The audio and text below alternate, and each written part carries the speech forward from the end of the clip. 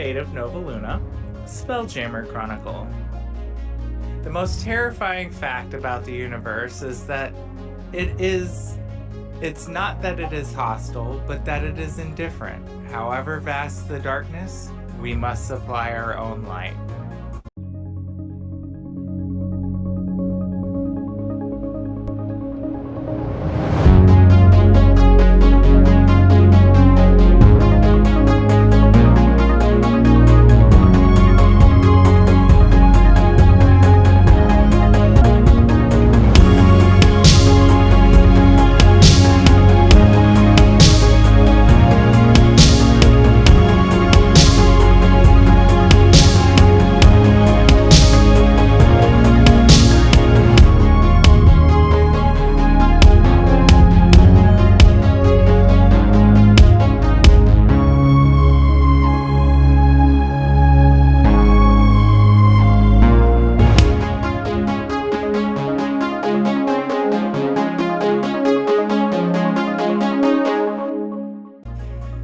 Last time on the Fate of Nova Luna, you all visited the sixfold eclipse Curios, where you were told of a prophecy, the prophecy of Sundering, that describes the imminent destruction of Nova Luna, which is the most powerful military force, space station, and sort of the guiding beacon of the universe. It is home to multiple races that serve on a concord that make decisions. They work in unity, they share knowledge. It's built on an old asteroid floating in the deep sectors of wild space, and it is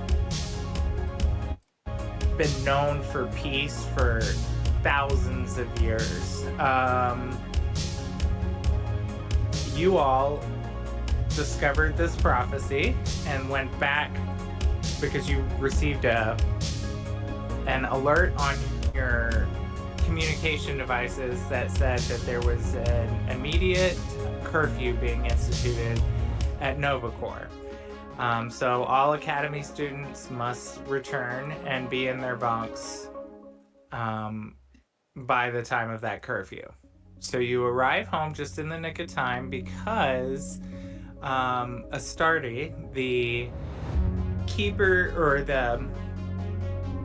we'll say keeper of the Sixfold Eclipse Curios store that you all visited the oracles at, got you all shuttles back to the academy just in time. Arriving back to the bunks, you find your newfound friends, Valara, Duncan, Zelka, and Syrah were a little bit distraught. Primarily Zelka, because there's been another instance of graffiti occurring at the base or at the academy, and I posted a picture of that graffiti found in the cafeteria by Zelka on a late night pudding run.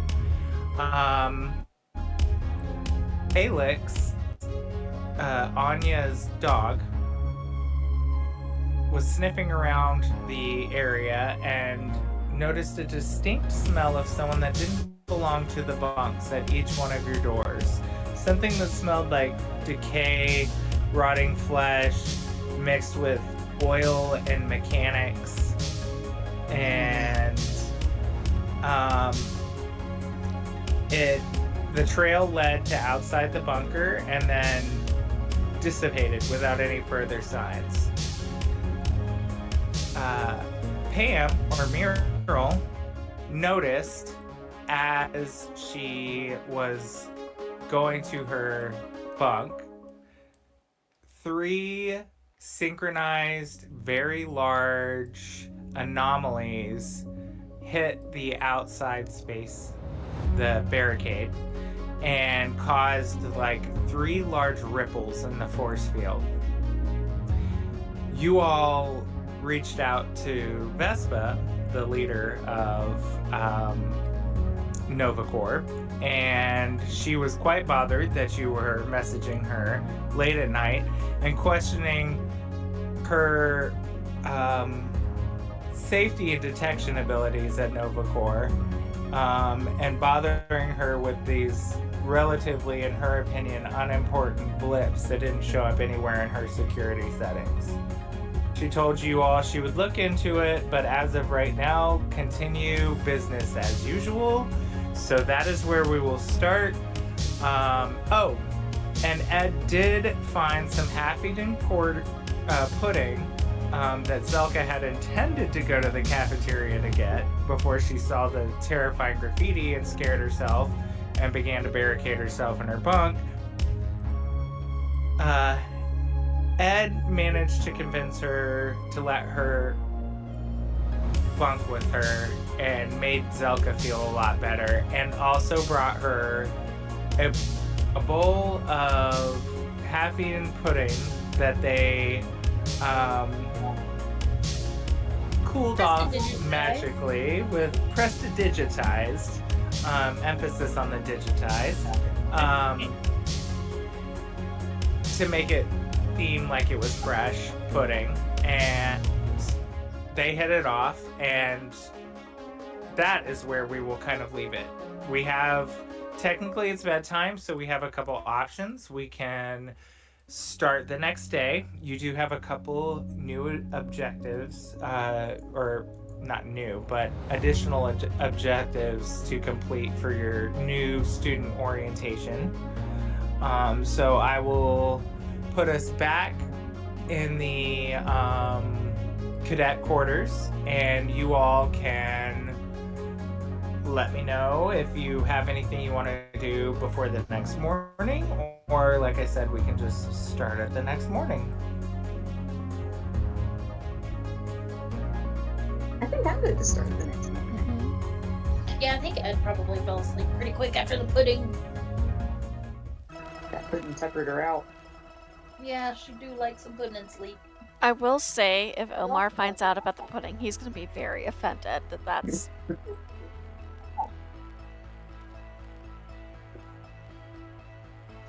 I was more doing out of here, I'm giving you this because I have it, here's a gift, rather than anything.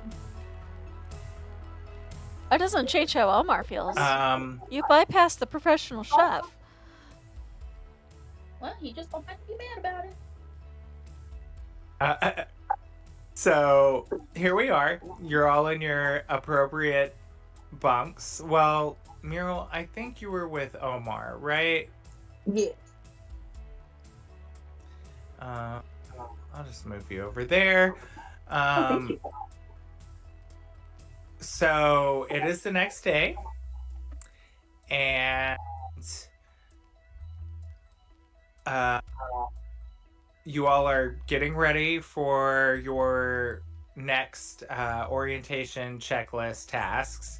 You have 2 remaining. You have your basic training, and you have the ship inspection on the Skydock. One moment, please. I roll a dice. That's how we start this, with the dice roll. Always. You hear over the intercom a magical voice that says, "Ectoplasmic breach on Spelljammer Nexus level. All personnel, be prepared for supernatural anomalies." Yes. No. Man, that... After how we left off? That's a great way to wake up. Muriel's like, fuck, I'm going back to sleep. Muriel said, I would like to just not be conscious for any of this. I think I will will myself into unconsciousness, as a matter of fact. Never had... She will get... Sorry, Omar goes, never had this kind of wake-up call back home. We did tell her something happened. That's true. And he's gonna get out his phone to see if he or Meryl have any like reply from the boss lady after they From tried. Vespa? Yeah. Not yet. Nothing as of yet. Good to know. And you'll notice Zelka has kind of stirred awake and is nudging Ed. Get up! Get up! We're gonna be late! It was like dead ass asleep. So she just like, for some reason, that announcement didn't wake her up, and she's like, "What? What?" Oh, a pudding hangover. I get it, but I really have to get to my metaphysics exam, and you still have to finish your orientation checklist. And like, kind of scratches her head. She's like, "Yeah, I guess I should probably do that." Ooh. Zelka's like grabbing her tablet and some stuff off the desk and moving the barricaded furniture away from the door, and she turns around kind of blushing and she's like, I'm not normally a big chicken, but thank you so much for staying with me. Oh. Ed blushes a little bit. She is like, yeah, you're welcome. Bye. And then you see Zelka hold out her hand and hold out this little tiny pinky finger. And she's like, pinky swear. Pinkies. You won't tell anyone about me being a big chicken. The academy students will never leave me alone about it. Ed blinks at it a couple times, and she reaches out and pinky swears. Oh. Duncan, still asleep, so hungover from the tavern. He is going to miss his first exam of the morning. His door is closed. You hear him snoring heavily. Syrah and Valara are surprisingly up and alert, and you can tell by Syrah's face that was of no doing of her own. She would prefer to still be sleeping, but Valara has straightened her hair, looking fabulous, done up. You can tell she's made her own minor alterations to the cadet uniform to make it more appealing for her. And she's like, hurry up, Zelka. I know you're not spending a lot of time in there just getting to the average appearance. Man, it takes some of us more work than others. So that's where we're at. There's your schoolmates.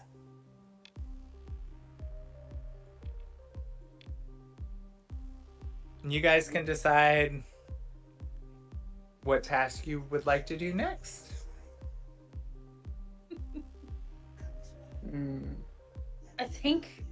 I guess, if Ed's the first one out of the room, she's probably like glaring at Zelka. She was the one talking about her hair, right? Mm-hmm. I think she'll walk out with like this zombie glare and be like, if you say one more word, I'm going to squirt your hair with water. I just flat ironed it. You wouldn't. I was actually gonna comment. I love your red hair. If that is your wake up status, it looks so fierce. Ed kind of blinks and it looks like she short circuits a little bit. Oh, lesbian. She was like, threat met with compliment. Don't know what. What? Would do? Omar's gonna come out of his dorm right about then and go, I'm getting too old for this. Just kind of blearily wander through, like, no awareness of what's happening whatsoever. It's early morning blindness.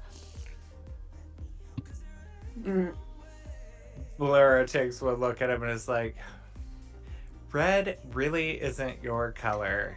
Good morning, Omar. My fur is white. It goes with everything. Get over it. Except for red. With the color red. Listen, we don't kink shame here. And we'll say Alex sort of prances out. Big puppy stretches. Puppet stretches. Greets everyone, head nudges, a few leans against the legs, and then he paws at Anya's door to get Anya up, and Anya comes out, scratches Alex on the head, and gives Alex a little treat, and then they are kind of standing there to discuss, what we're gonna do. Anya basically says that she's fine doing whatever anyone else wants to do. Meryl is also very slowly shuffling over to wherever there might be coffee.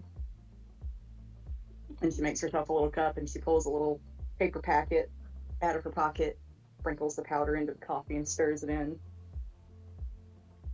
Not even a little bit of a shock. She looks over at Ed. I need all the help I can get. We all do. Do you want some? Without even a little bit of hesitation or knowing what it is, she's like, yes, I do. Meryl will sprinkle the rest of the packet into Ed's drink. What does it taste like? Is it mushrooms? It's mushrooms. Yep. Not hallucinogenic ones. It's just the ones that make you go fast. Ooh, fast mushrooms. It's a little bitter, a little earthy, but it's not surprising. Taste is not very strong. Ed smacks her lips a little bit and then kind of does the and keeps drinking it.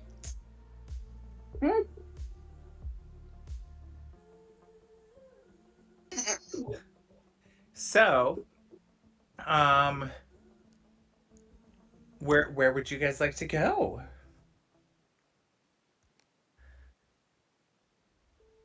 So we need to do ship inspection, and we needed to do something else, didn't we? Basic training. Basic training.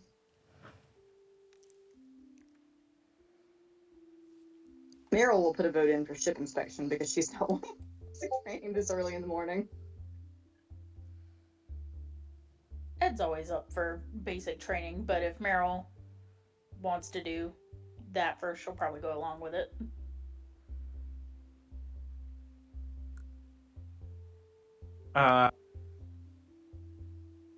So, Zelka, Alara, and Sierra bang on Duncan's door to get him up because they are all going to be late for their first exam, and all you hear is grumble, moaning, and then immediately after snores. Mood. Well, Zelka just says, suit yourself, but I'm not getting you into a passing grade this time. And she's like, we've got to go. I want to swing by the cafeteria and get some of the dwarven honey sticky buns to take with me to class. She obviously has a sweet tooth. And they sort of dip out. They're on their way to class. Sierra turns and waves to the other three. Valara turns, kind of winks, and like flips her hair. And not the hair flip. And she's like, get in, losers. We're going to the cafeteria. Oh my god. And so they head out. Ed kind of leans in to Meryl and is like, remind me to go drinking with Duncan sometime. He seems fun. Meryl will nod and then look at Ed. and nod again. And Ed will know immediately that Meryl is not going to remember to tell her this. And Ed nods as well, knowing that that's never going to come up again. I like this relationship we got. Ew. And why don't you all roll me a perception?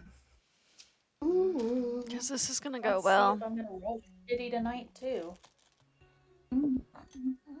Well, I guess it would help if I pulled up my character sheet. 15 for Omar. Good. I'm sorry, hold on, I forgot my character sheet. D&D Beyond just decided we're not going to roll tonight? Is that what's happening? Oh my god. D&D Beyond? Not fighting with you today. Ooh, what are we rolling again? Perception. I just saw where you rolled, Ed. That's a shit roll. I know, it is a shit roll. It's like doing something weird. It's like super laggy. What in the world? I got a natural 20 for a total of 12. Ooh. Wow. The mushrooms kicked in. Meryl sees everything. Even things other people don't. She's like traveling to different planes and shit. She's like cats when you pet their head real hard. And what did Ed get? I got 10, I think. Okay. All right. Well, this kind of makes sense. So Omar and Muriel, you get a reply ping from Vespa on your tablets. He pulls his out. Sorry. It reads very Vespa-esh, quite astute. Young cadets, we have detected 3 anomalies causing variations in the Luna force field. Nothing to be concerned of, and note, this does not excuse you from the new cadet orientation tasks or your normally scheduled classes. Damn it. Get a Omar reply. Meryl looks over at Omar and she goes, I think Vespa is forgetting that she asked us to be here. And if I get one more message like that, I might remind her. Her glasses kind of slide down her nose, but she's making kind of like emphatic head gesture. Ooh, I man. mean, I got a tavern to run and a kitchen to keep up with, and I'd much rather be there than here. And he's already replying on his tablet. I love that he's doing it from a tablet. This is peak Like- boomer. And you watch him, and he's like typing it out, and then erasing and intentionally sending them in little bits and pieces. Like it's very clear that he's intentionally doing this. And the reply he sends is, wasn't looking for an excuse, just wanted to give you a heads up.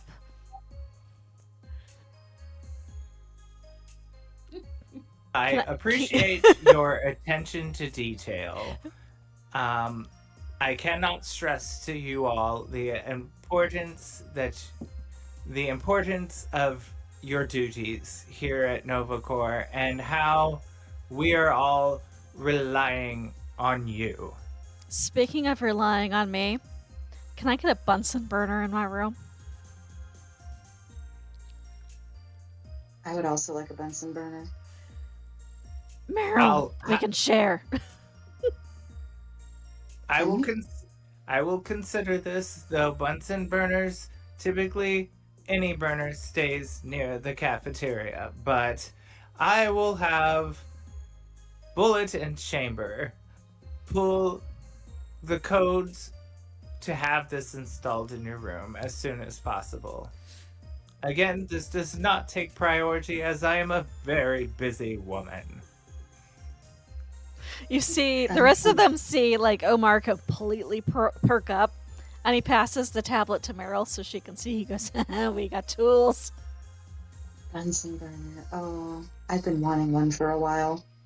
I mean, we'll have to share, but figure between the two of us, we can work out a schedule.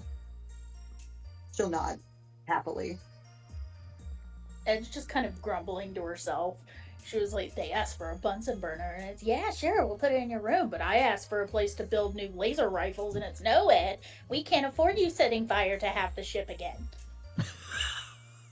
Track record. Ormler's looking at Ed, and he's got his head tilted. He goes, "How old are you again?" Old enough. Crosses her arms. Maybe start acting like it. No. Case in point. Alright, ship inspection or whatever the hell the other thing was.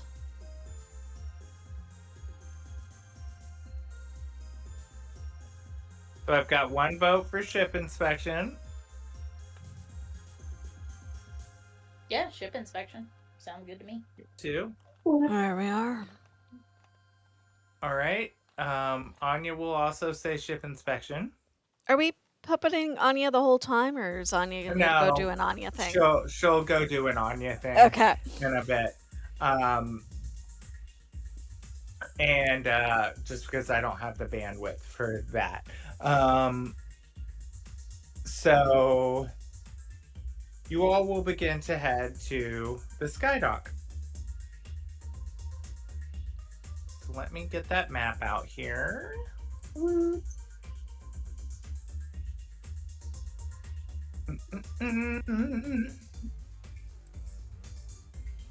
Where is it? I know it's on here somewhere. There it is. Oh. Why does it do this to me now? Did we get everything reloaded? Is it still left over Yeah. from So I'm gonna try to do it this other way that it seems to let me do for some reason.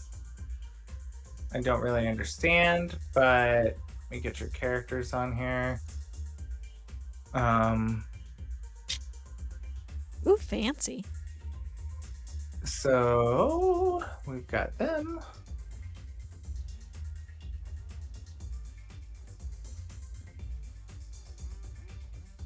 Omar, Pam, Ed, and Anya branches off to take care of some other business. There's been a kerfuffle in her paperwork thanks to Sophie Ka, the receptionist. And Anya realized that they don't have the appropriate cadet access to get to the Skydock. You're walking down the hallway, the guards there like block the entrance. She doesn't scan as access granted, and these 2 laser beams come up, or turrets come up near the door, and the guards are like, access denied. What? Speak with admissions to complete your orientation tasks. And failure to comply will result in disintegration. And the turrets sort of bob their head up and down.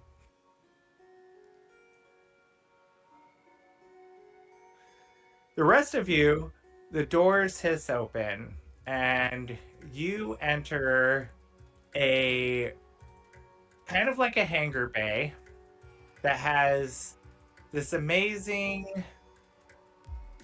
somewhat shark-shaped ship with sails on the top that has its fuel lines attached and its diagnostic cables attached, and you'll notice these 2 gnomes standing on the service dock,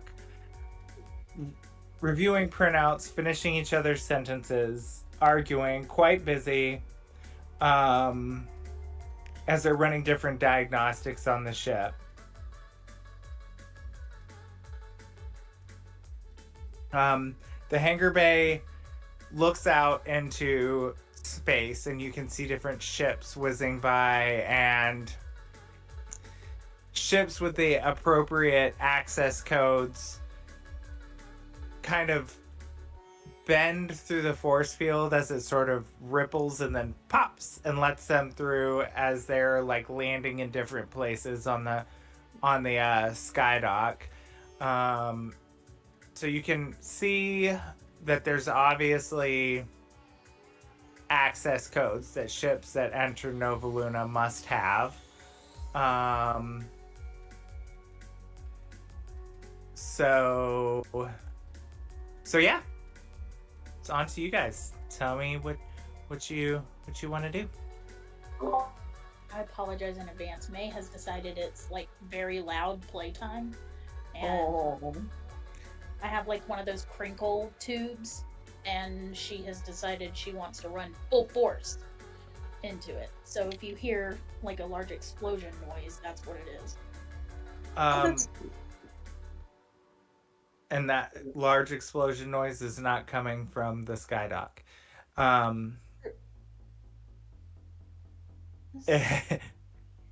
Will you guys actually roll me another perception, please? Yeah. Let's see if we can get it to work this time. Oh, we're gonna do a little Okay, bit that's better cocked. this time. 23. Oh, I got a 19 on the die. What does that bring me up to? 22. Okay.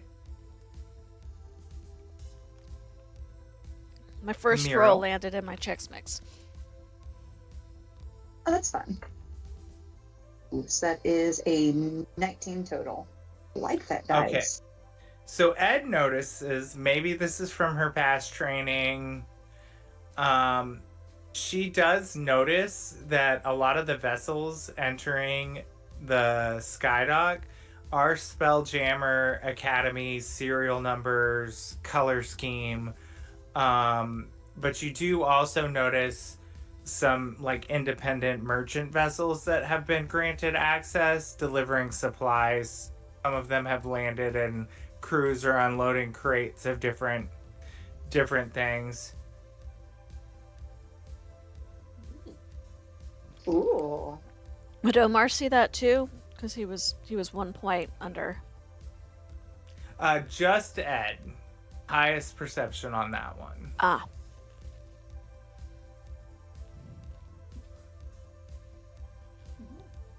And again, you see Bullet and Chamber discussing. So, what would you all like to do?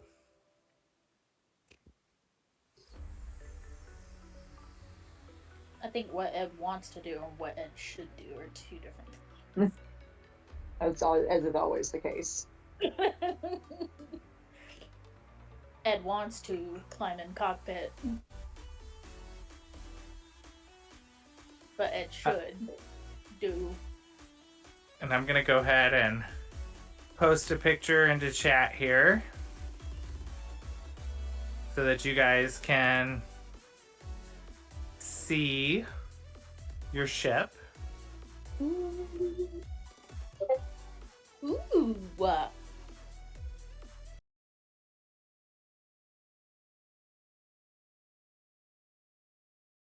Skydock, and they're like, new cadets, we're just finishing up diagnostics on your ship.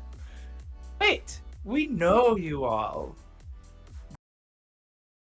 I mean, certainly we didn't see you there, and we wouldn't have told you anything about the graffiti. Shut up, Chamber. Once again, I said too much. Yes, well, we did just finish diagnostics on your ship. We'd like to introduce you to the spelljamming ship Aetherwake.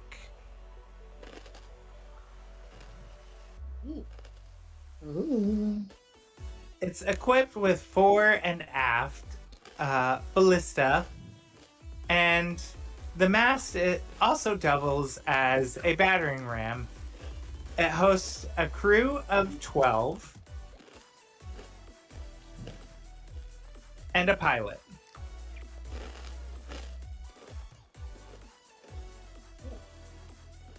or more than one pilot if you all take ships, but that will be discovered in your basic training. Whoa. It looks so excited. What's the minimum crew requirement? Omar being 10. practical. 10. It requires three crew members to operate each ballista. One to load, one to aim, and one to fire the ballista.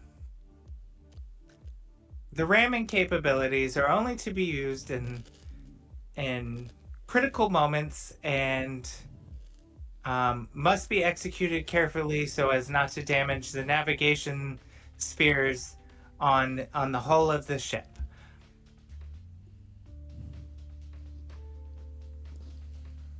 So, to actually run the ship, assuming you don't need to fire it, how many people minimum to get it from point A to point B? Just a pilot. Alright.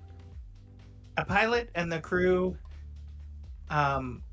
Obviously there's a kitchen, so some crews share cooking duty, and he looks at Omar, something tells me we'll know where to find you, especially after knowing who owns the best tavern in town. Yeah, that's my wife.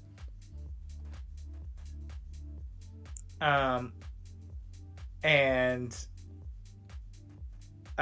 you guys are welcome to kind of inspect the outside of the ship. You can't go inside yet until you've completed your basic training and gotten your access for that. But I also would like you all to make another perception check. Yeah, I gotta perceive today. 13. I try not to if I can help it. Look, there's another 11. 11, 13. 10. Okay, Pam got the 13. Omar got the 13. Omar got 13. Okay, so Omar, you will notice a suspicious event occurring on a nearby dock. A Hobgoblin Academy officer is supervising the unloading of one of the merchant ship's supplies, and he sneakily and surreptitiously slips the merchant a platinum piece, and in return, the merchant hands this Hobgoblin crew member, or Academy member, a small bottle, which the officer conceals in his pocket. Oh. Bullet and Chamber are supposed to be investigating sneaky shenanigans, right? Yes. He's gonna look at the two of them and go, "You two just clocked that?" Clock what? I'm sorry. We're finishing diagnostics on your ship. I thought you were, like, investigators or something. Yes, but we can only investigate so much at once. Did you have something you wanted to say, Omar? Oh, I'm pretty sure I just saw some sneaky shenanigans over in Dock 5 or whatever that dock is, and they'll point it out.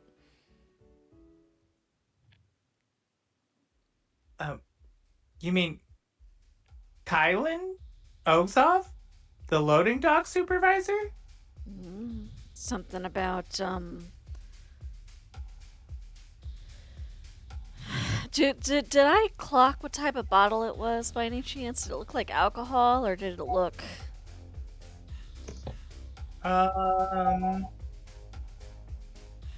Give me an investigation.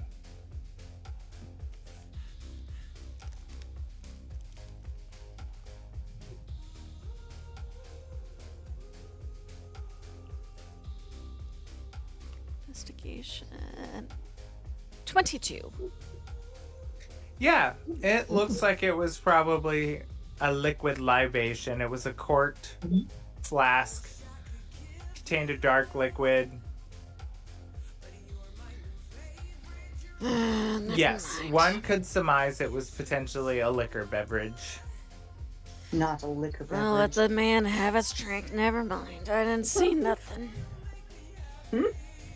Yes, that would That's be a not very a good idea. serious accusation to make if crew members are receiving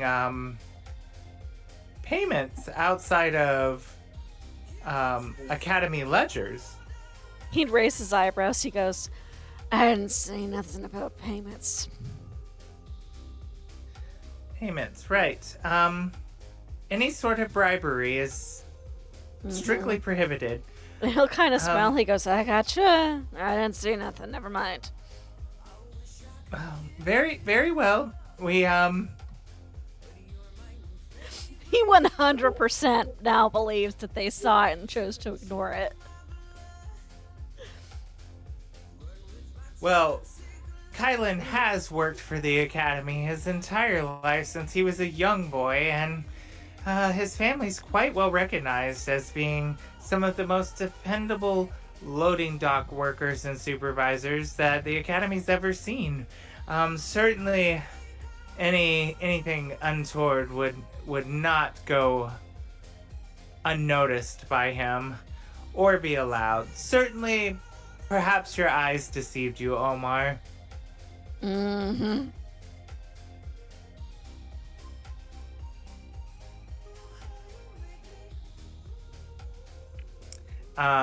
And Chamber, much to Chamber always sharing too much information, is like, oh, yeah, that's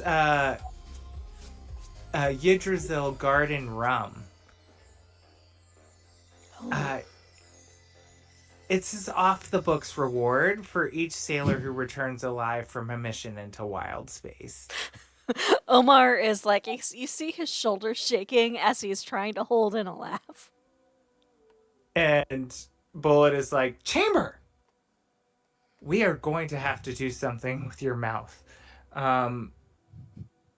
He's like, go inspect the aft thrusters on the ship. I'm getting some negative feedback there. Perhaps one of the propulsion units is not calibrated correctly. It could be the FTL spool. Check that as well.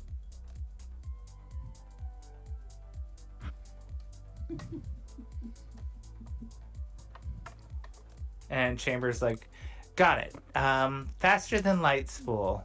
Or was it the aft thruster you wanted me to check? And Bullet's just like, get over there and check. You know what you're looking for. Just go do something. Get out of my hair, Scott. Right. Also, button up your top lapel button. It's undone, and that is not meeting regulation standards. And Chamber's like, Bullet, you're always such a nag. It's the code, Chamber. It's the code. Now get to the FTL spool. And he, like, sort of totters off to, like, check the back of the ship. You all do know how a Spelljammer helm works, correct? I'm a cook, not a pirate. Pilot. Would Ed have any experience with her stuff that she's done as a scout? Give me a... Let me look here. Give me a history. This is gonna go well. Oh! Nat 20! Okay. So yes, you absolutely would. You would know that spelljamming ships and the spelljamming helm, which is manned by the pilot, there's a unity or almost a bonding there, more akin to like moving one of your own limbs than like operating like a standard control panel. It emanates, or those that seem to have the strongest affinity to it have a pretty strong magical inclination. Those with significant spell casting ability can channel that into the spell jamming helm to get the ship to do different things at the cost of spell slots. So moving at increased speeds, cloaking mechanisms, things like that. It's the helm kind of works as like a symbiote to the pilot that is piloting the ship. Ed would like explain that, and it's obvious she's very, very excited about it. She's nerding out.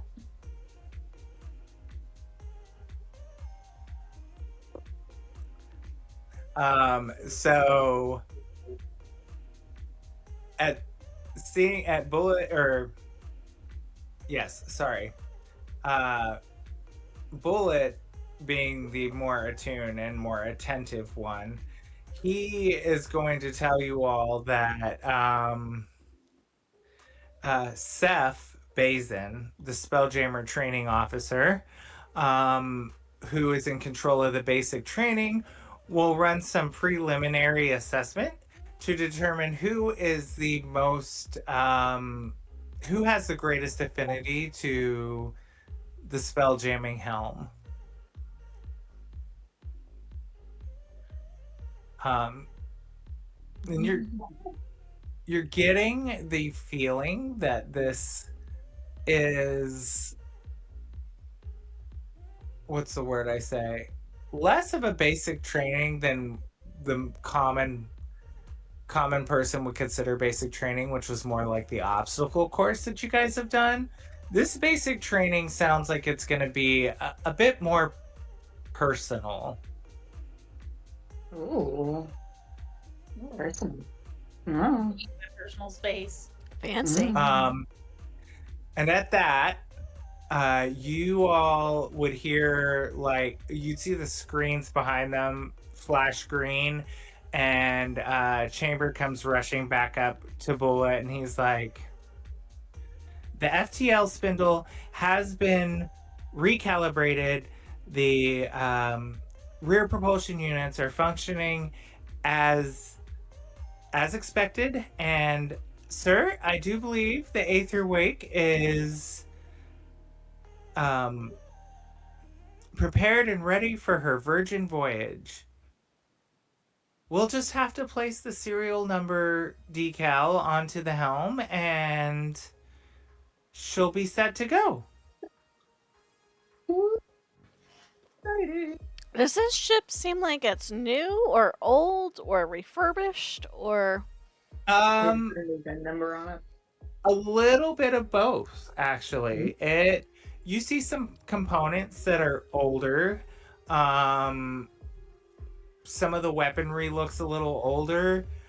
Bits of the helm, some of the plates look a little more worn, but overall, the solar sails, the thrusters, the peak that you can see into the cockpit of the ship, which is up near the top mast, and it's kind of like a bubble dome that looks out over the front of the ship.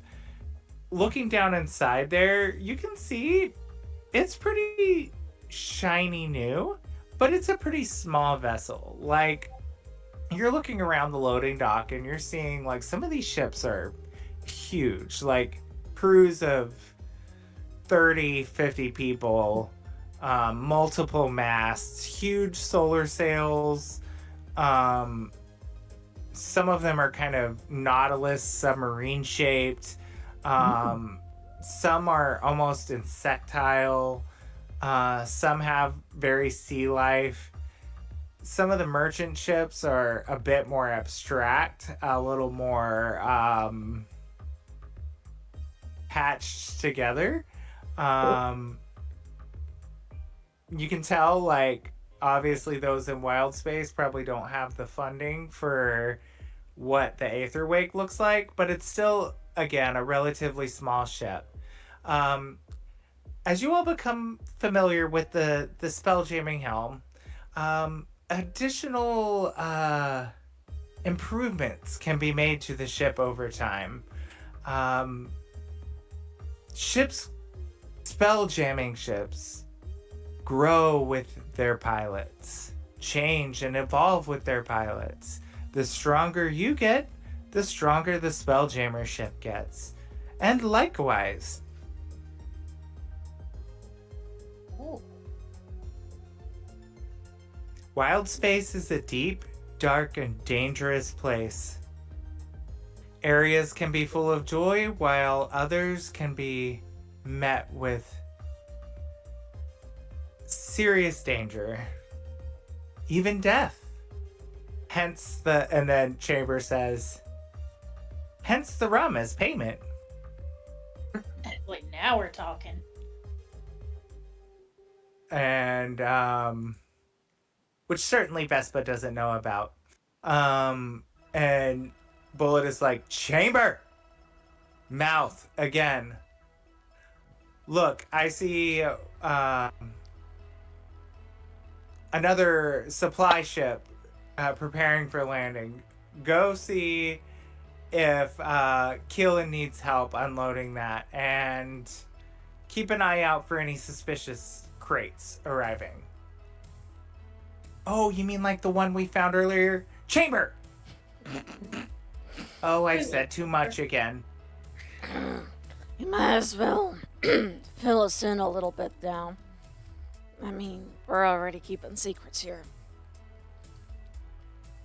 Ah, yes. Well, I do believe we did tell you more than we should have at the tavern about receiving some crates that had some questionable graffiti on them. Rex lives. Yes, well, Vespa just has us watching very carefully as of this morning's update to make sure everything is, we're running a tight ship, for lack of a better word.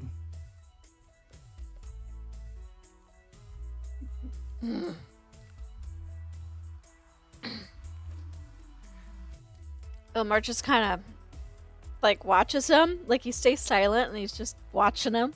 And doing that, you know that thing that dads do where they watch the kid and they're quiet, and the more they watch, the more the kid squirms. And he's hoping that eventually Chamber is just going to start blurting stuff out because it's so awkward. I can confirm And- this does work sometimes. It's true. Mm-hmm. At that, you guys hear a loud thud come from the ship that Chamber just went to investigate. Oh, Meryl is going to go see if he is alive. Okay, so no awkward, just run off and thud. Yeah, like a pretty loud crash. Meryl's going to wander over and kind of peek around looking for him. She finds him in a crate has kind of toppled out and nearly onto him. From it, you'll see some cans of red paint. Oh, Uh-oh. Meryl will look at the paint and then look at him, and she'll say, "Gravity does reveal all. What is this?" And Chambers checking the ship manifest, and he's like, "Ah, yes. Crimson pigment, 6 cans. It is on the ship manifest. It is expected in the delivery. Are you concerned about something?" Oh, the graffiti. You think this could be connected? That's a good thought. I'm gonna look further into this ship manifest and see where its origins came from. until further notice, and Chamber walks up to the captain, who's obviously miffed that he's dropped some of his supplies, and he can see that will likely result in some of his pay being taken away for damaged goods. He is like, I just ship what they tell me to ship. If it's on the manifest, I bring it. That's all I know. I just run the job. We'll kind of look through the cans. Does it look like any of them before they fell might have been used, or like if there's too few cans for the box they were in? Give me an investigation. Okay. Basically, she's looking to see if somebody has been skimming. I buy you all kinds of toys, and you want to play with the garbage bag. Yes. All right, one second. I was trying to see what he was doing. And it's playing with a garbage bag. I'm sorry, did you say perception or investigation? Investigation. +3 or a 22. All right. Barely in there like Sherlock. All the cans look new, but you do notice a small red emblem on the bottom right of the crate. That is a star with the letters A and R. Sort of branded onto the side of the crate. Ooh. Again, this doesn't bring any attention or concern from Chamber. Again, everything checks out on his end.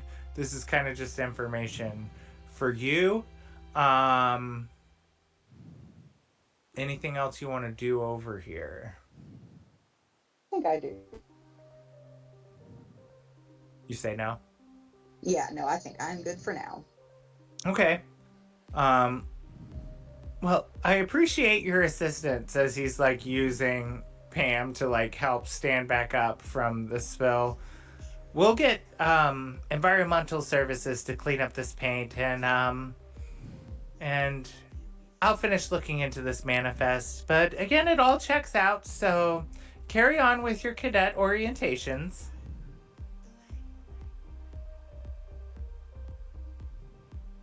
And so at that, you guys are going to head to your final orientation task. Heck yeah. Let me get back here. Roll another dice.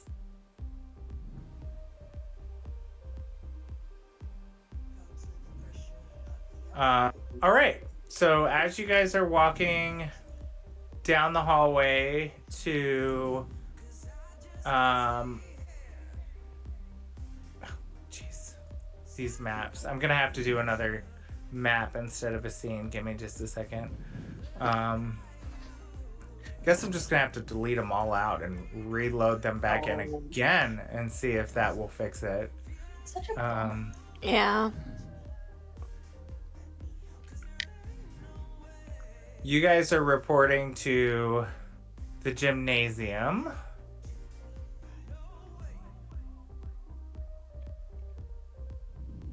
Ugh, gym.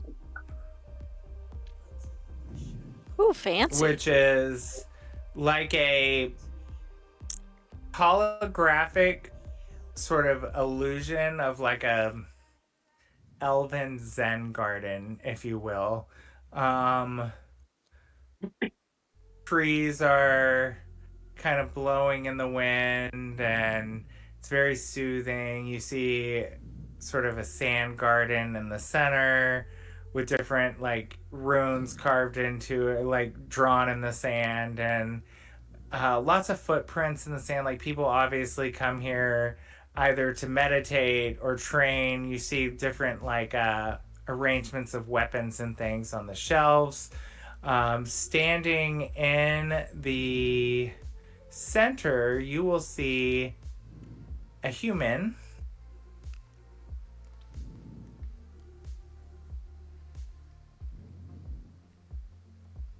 And he's got silver hair. Let me see if I can blow this up. He's pretty charming, dashing guy. Some scars on his face. He's obviously been through some battles, but overall, he's pretty magnificent specimen of a human. He's a silver fox, if you ever have seen one. Yeah. He's giving you all that Anderson Cooper. Looks very familiar. He I like did. him a lot. It looks like Paul Hollywood a little bit. Oh my god, he does. Oh my god. Wait. It's Paul Hollywood. Where is Hollywood, if you will. Oh my god. So you guys will also know that he was one of the overseeing judges of your obstacle course training. Oh, hello, sir. I love that he's just resizing. Yeah, he's throbbing with anticipation. Oh dear. Oh dear. Really? Ooh, ba-boom, ba-boom, ba-boom, ba-boom. Just kidding. Anyway, so sorry. No, you're not. No, I'm not at all. No. So he'll walk up. I guess you guys will probably, let's get because it made the map weird. Because are you all on here? What happened to? Oh, there. Okay, got it. You're kind of hiding. He'll come up and he'll say, cadets, the last of the newest arrivals to the academy. I see you're here for basic training. I'm Seth Bazin. You may recognize me from your obstacle course training. Quite the presentation you all gave. The teamwork was astounding for not really knowing each other, correct? No, we know each other. Meryl and I go way back. Yes. Well, what's the other gentle, or the dog, and there was another one with you, was there not? She's having a some identity plasmoid? crisis. There's a paperwork mix-up. Sophie, yes. That doesn't surprise me.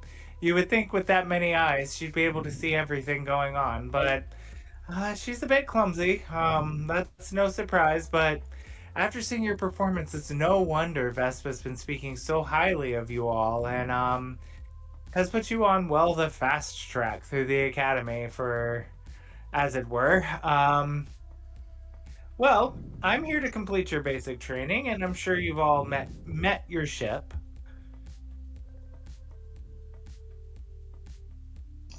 Yeah. The Aetherwake. What a fine vessel. Newly minted. You all will be her first crew, and we're quite excited to see what she can do. We've made some adjustments, and it's not often that we get to award a team of new cadets with such a new vessel. Typically they get hand-me-downs, but like I said, Vespa has high hopes for you all, and she wanted only the best. You all come from fine families who have done a lot for Nova Luna, and we would like to reciprocate that with giving you the top of the line performance. And he would say, but as you all know, a spell jamming ship requires an unusual attunement that not everyone is adept to handle. Tell me, do any of you have any inclination to the magical arts? Meryl will raise her hand. Omar just kind of does a little salute. Ed kind of waves. Ah, very good, very good. You know, it's, again, not often that we have multiple cadets on one ship that can, in a bind, pilot for one another, especially if they develop the bond needed for a spelljamming helm. And that brings me to your basic training. You may think we're here fighting with some of these swords, and he like waves his hands over to the swords. You might think we'd be practicing dueling. I don't recommend it, particularly with me. I don't want to embarrass anyone. No, that is not what we're doing today. A spelljamming helm attaches to the person. So he is going to let me get there really fast. So I'll give you just a little quick blurb about Seth. Despite his extravagant showboating, he remains very mysterious. As mysterious as the Isle of Nimbrel from where he came. He, you can tell, is relatively inexperienced as far as the other instructors you've met go. But he, you can tell, is super experienced in spell jamming. His eyes shimmer like pools of quicksilver. He's able to see with those eyes magical auras. His quick wit, and sharp tongue provide him with an inexhaustible supply of jabs and quips, though you can tell he's quite jolly. It's never mean-spirited. He's always about a good joke and fun at others' expense and his own, more often than not. He is he's got very pale skin, almost translucent, and like the most silver fantastic gray hair. His eyes are an ice blue, and he is styling the most immaculately manicured pompadour. And he says simply, "I make talent look good." And so that's Seth. And he's like, "Now gather around. Let's get to know each other a little better. Let's let Aetherwake get to know you. Why don't you all roll me a d4?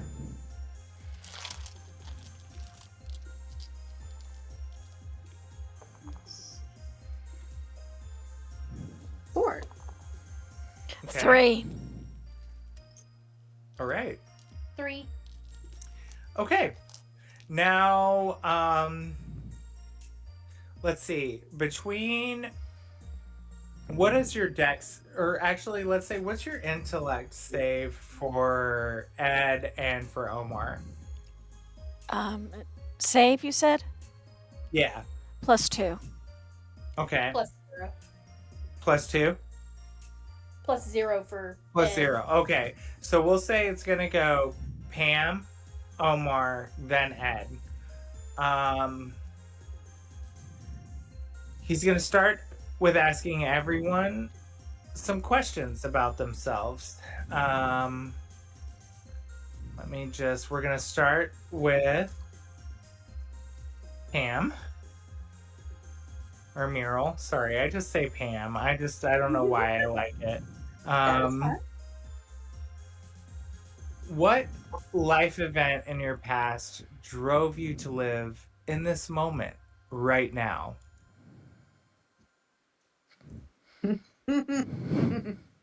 Meryl kind of gives a 1,000-yard stare.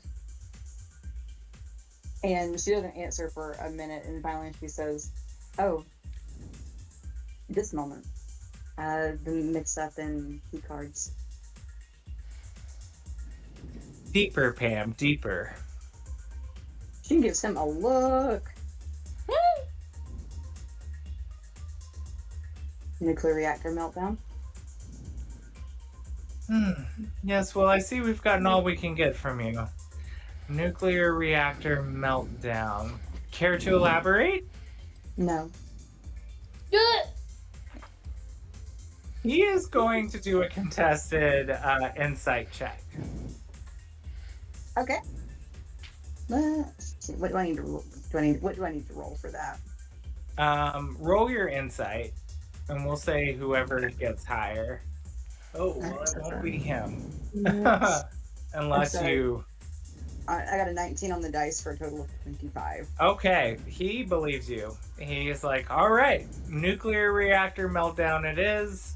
Sure. She says it. Great. Nuclear reactor meltdown. Not lying.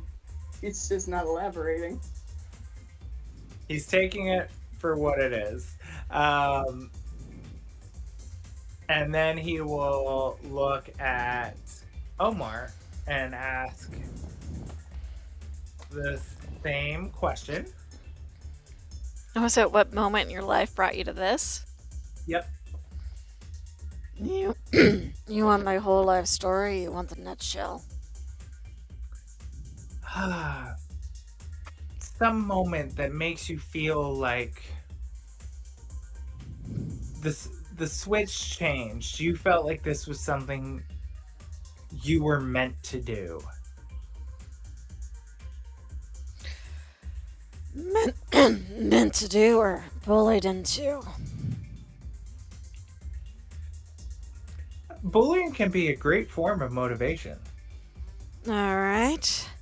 Vespa ran into us in the hallway after a paperwork mix-up. Was quite insistent. The wife didn't object. Vespa said so. Got it. Mm-hmm. I mean, It's true. I mean, where's the lie? No lie. And he believes it. He knows Vespa. He's like, That's yeah. it is exactly what happened in a nutshell. Ed. Yes. Same question. Same question. When I became a scout and realized that I can't stay inside forever. Ah, now we're digging deeper, he says, and he smiles and winks at Ed and is like, that the inner drive, the inner you speaking. Make note, Pam and Omar. These are the questions we're asking today. This is what the Aetherwake wants to know. Inside, your heart. What does your heart tell you? Omar just looks at the man like, did you not understand what I just told you?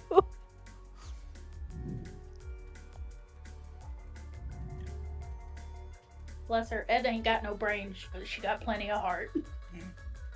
we love this for her. All right.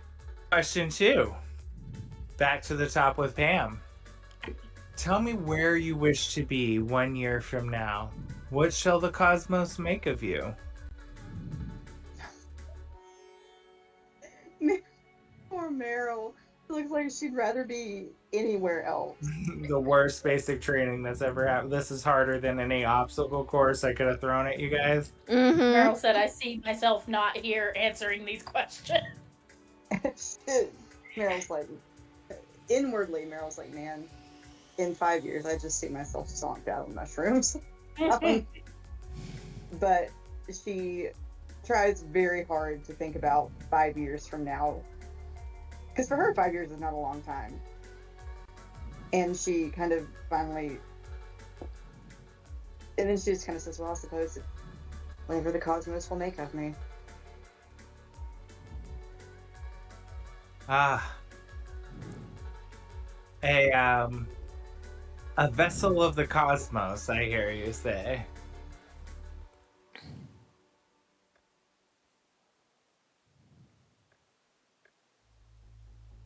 Okay. So Very good.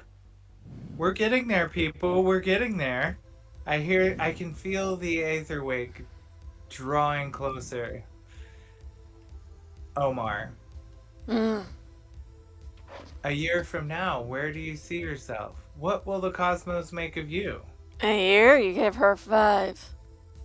Nope, a year. She answered in 5. I didn't question it. probably better not to be honest. Alright. Let me paint you a picture. Large kitchen. Pot full of the finest ingredients the universe has to offer. The whole crew gather around for a meal, telling stories, sharing anecdotes. And I'm there, hanging from the ceiling, with my favorite wooden spoon, making sure everything's seasoned just right. I would like to be there too.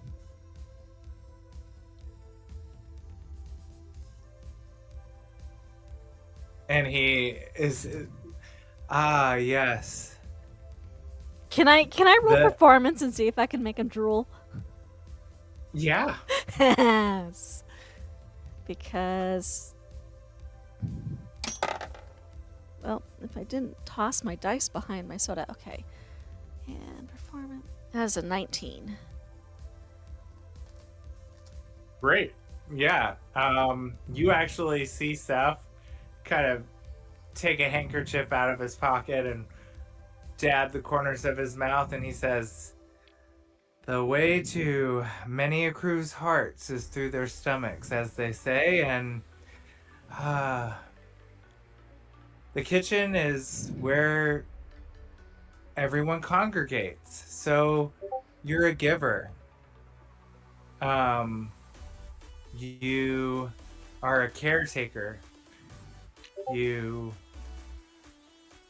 provide the nourishment that a crew needs to survive, and they gather there as you whip up these culinary masterpieces. Great. Now we're looking into the future. And you guys, give me all a perception. I've been great at those so far. Actually, you know what? Ooh. Ed, answer the question first, and then I'll have you give me a perception. Oh man, I rolled and it was an actual good one. Keep it. Keep your roll. Just tell me Okay. after you answer the question. Ed will think for a minute, and for once, she actually looks like she might be being serious. Which I know is hard for a lot of people to come to terms with. But, she'll think for a second, and she'll be like, I want to pilot my own ship so I can... Oh, I had something good. Where'd it go? Dang it.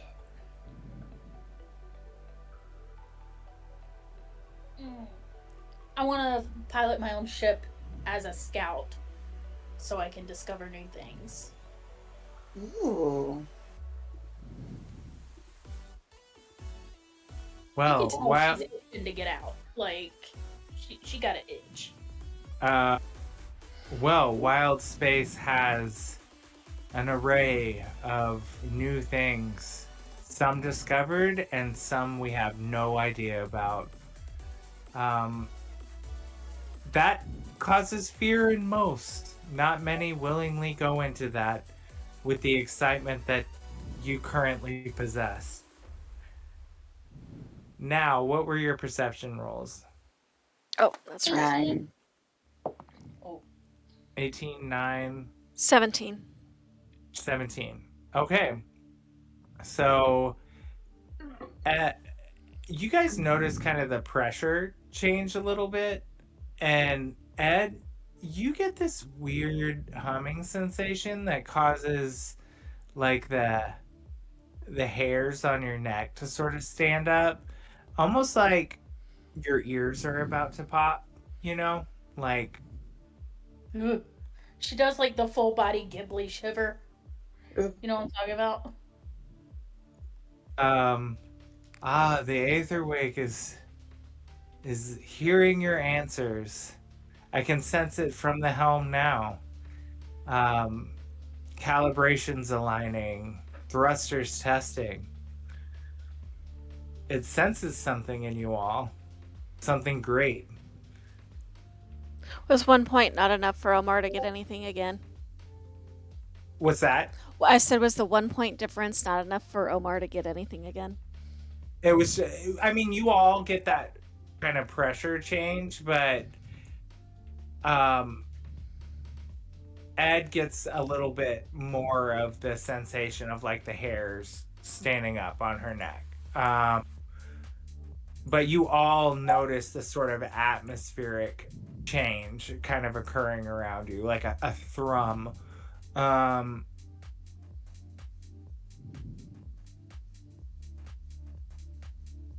Two more questions, he says. Something inside your minds holds you back. What is it? Speak, or it may just poison your ability to fly. And he would look at Pam. Mm-hmm.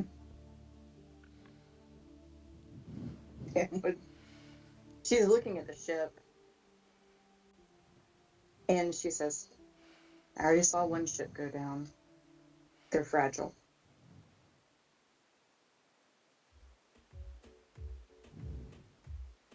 It's a valid fear. The ship is the only thing protecting you from the dark vacuum of wild space.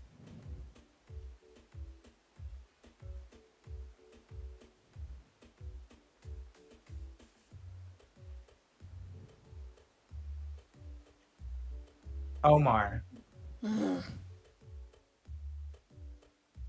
what's holding you back in your mind? I got a wife and 3 kids. I'm not leaving them abandoned. Family is a strong bond. No one is ever abandoned.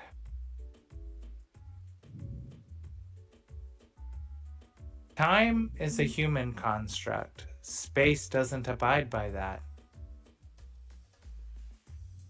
What some may see as abandoned, some may view as a vacation. Some may view as a sentence. It's all in perspective.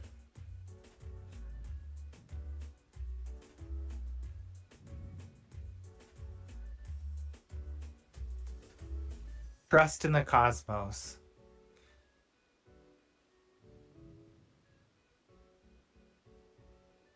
And Ed?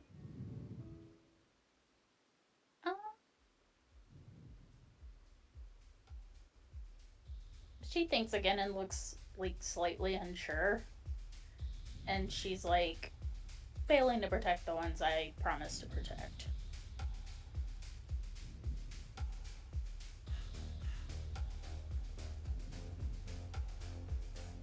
Okay. Ah, yes. Like the wife and children Omar fears leaving behind. Ed nods. There is a reason Vespa chose you all. It's to achieve great things. And that brings me to my last question. Where did you come from? I sense a great destiny inside you, yearning for release.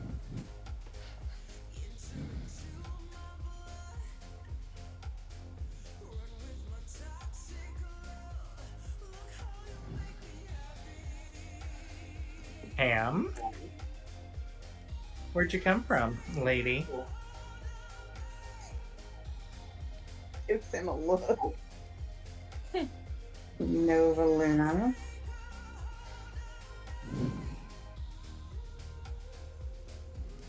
Before that, where did your family hail from? What's inside you? She looks like she's just about tired. of the crimes.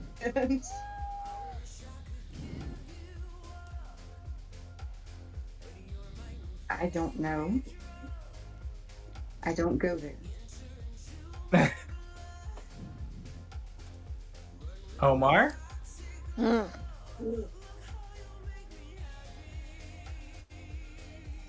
What was the question? Where did you come from? I sense a great destiny inside you, yearning for release. Family's been on Nova Luna for generations. They were one of the founders. I don't know much more to tell you than that. And where did your forefathers hail from? He just shrugs because he legitimately just said, "I don't know what else to tell you."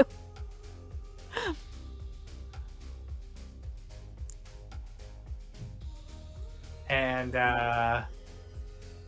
that's fine. And Ed?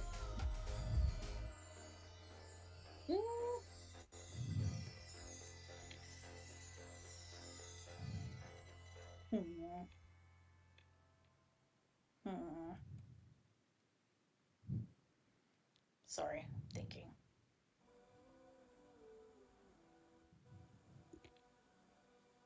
She says, all I've ever known is Nova Corp and Nova Luna. I don't really know where I came from specifically, just where I want to go.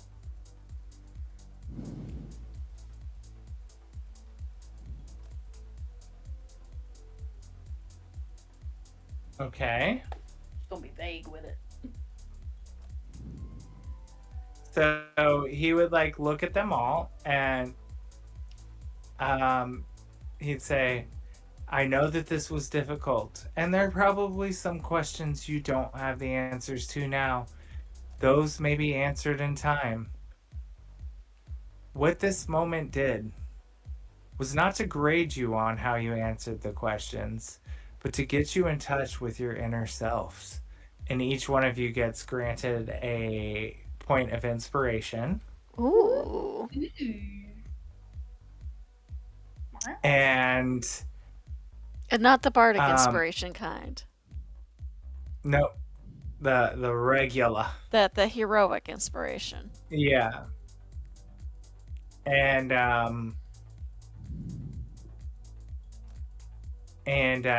he would say, like I said, these questions will be answered in time, but, and he like closes his eyes and like opens them again, and they're extra silver, and you can see he's kind of viewing your auras again, and he's like, I believe the Aetherwake is ready to choose her captain. You'll have time to determine who that is, or if you share the responsibility. That bond strengthens over time. But you all have the ability, if you trust in yourselves and listen to what the ship is telling you. To begin, we will start with Ed. There's an affinity there that I sense with the Aetherwake. And as Omar put it, every crew needs a kitchen and needs sustenance. And building a unified crew through that method can make you as strong as a captain as anyone. And there may be times that you have to step in and fill that gap, and you should all be prepared to do that. And Pam or Meryl, you have a lot to learn about yourself. And I believe seeing some of the other worlds and some of the plant life on those might just give you some of the answers you didn't even know you were seeking. Meryl just gives him a very flat look.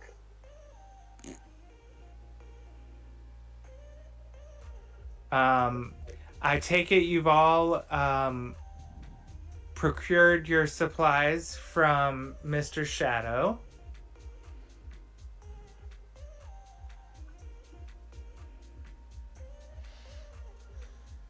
God. And Seth clicks his little communicator and he's like, Lady Vespa, our newest cadets have been attuned to the Aetherwake. They all show a propensity to be able to pilot the ship successfully, and the Aetherwake, she seems to respond. I think they're ready to embark on their first mission. Very well, I'll tell them, he says, and he turns it off. You can hear her saying something back.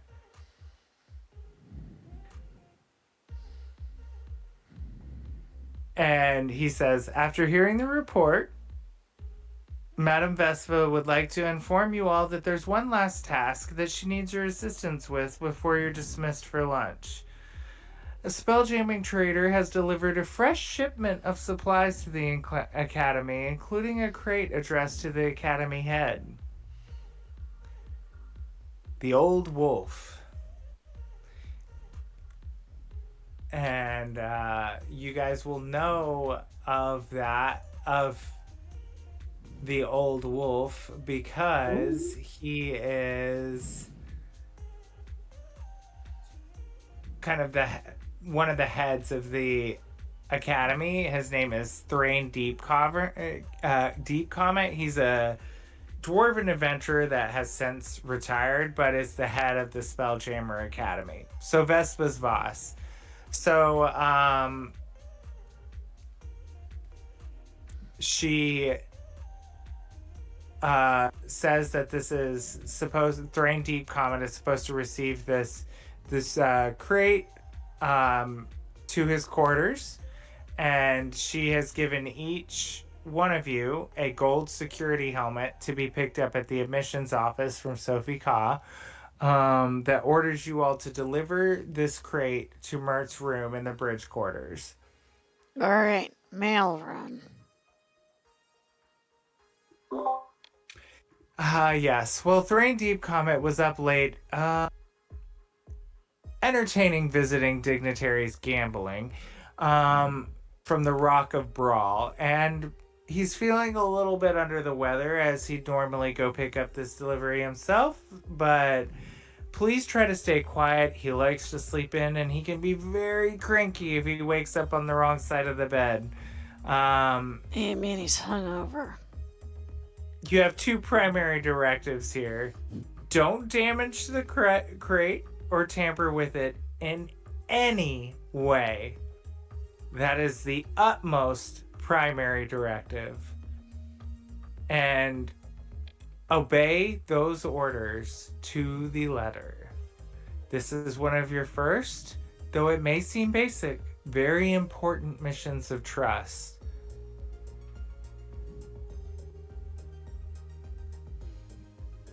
And suppose there's something in the crate that there shouldn't be. Are we going to be blamed for that? You won't be opening the crate, and it will have had to have passed all the rigorous ship inspections and manifest checkpoints. There should be nothing to worry about. These are direct orders from Vespa, and may I encourage you all again, pay attention to them very carefully.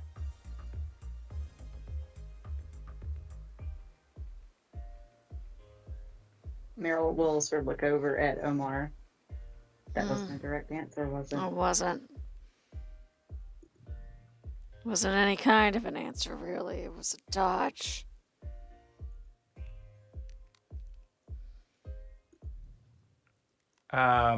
So yeah, that is, and we can kind of stop it here for this next little section, because it's gonna get from here on out, things are gonna start moving a little faster. Pop it off. So I, want to give you guys time. It's up to you all if you want to go pick up your gold helms or, your gold access. Yeah. things from Sophie and then pick up the crate at the loading dock, the sky dock, to take to his quarters. We can do that all in the next one. Or you can say you just did it now outside of character and you're arriving, at his chambers. If there's something else you want to do briefly before that, but he's sleeping in, he's hungover, so this isn't going to be a long interim between the two. Go! I hear the ghost. This makes my evening. Oh my gosh, this is exactly what I needed today. All right, guys. Well, that was fun. I'll see you next Wednesday. That'll give me this weekend some time to prep. I'm excited. Yay. Yeah. Okay, well, that was a lot of fun, guys. Thanks for staying. Thanks for playing. I got to get up at 5:30, so I'm going to call it a night now. Sounds good. But I will see you all this Wednesday, and I'll message, and maybe we can find some time on Sunday to hammer out some deets. Yeah. Sounds good. Okay. Good night. Bye.